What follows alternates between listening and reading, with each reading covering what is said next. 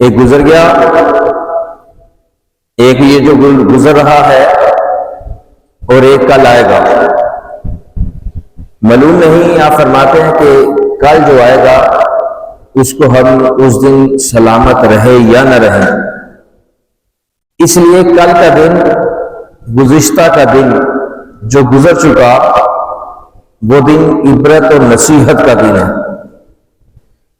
جو دن گزر چکا اس سے ہر مسلمان نے عبرت بھی حاصل کرنی ہے، نصیحت بھی حاصل کرنی ہے کہ جو دن گزر چکا ہے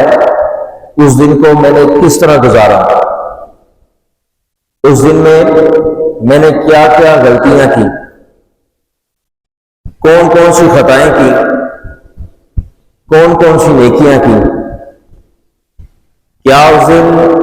میری خطائیں زیادہ تھی کہ میری نیکیاں زیادہ تھی، میرے گناہ زیادہ تھے کہ میرے اجر زیادہ تھے۔ وہ سے بات ہے جی، اللہ نے فرماتے ہیں جو دن گزر چکا اس سے ہر بندے نے نصیحت حاصل کرنی۔ اگر تو وہ دن گناہوں میں گزرا،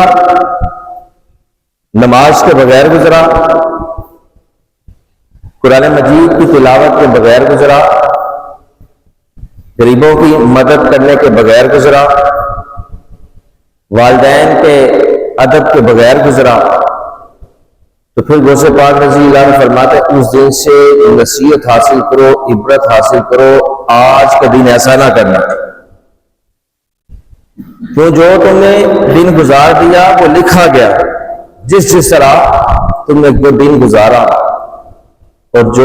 اس دن میں عمل کیے وہ سب کچھ رب ذوالجلال کی بارگاہ میں پیش کر دیا جائے گا۔ یہ جو دو بیٹھے ہوئے نامہ اعمال لکھنے والے یہ لکھ رہے ہیں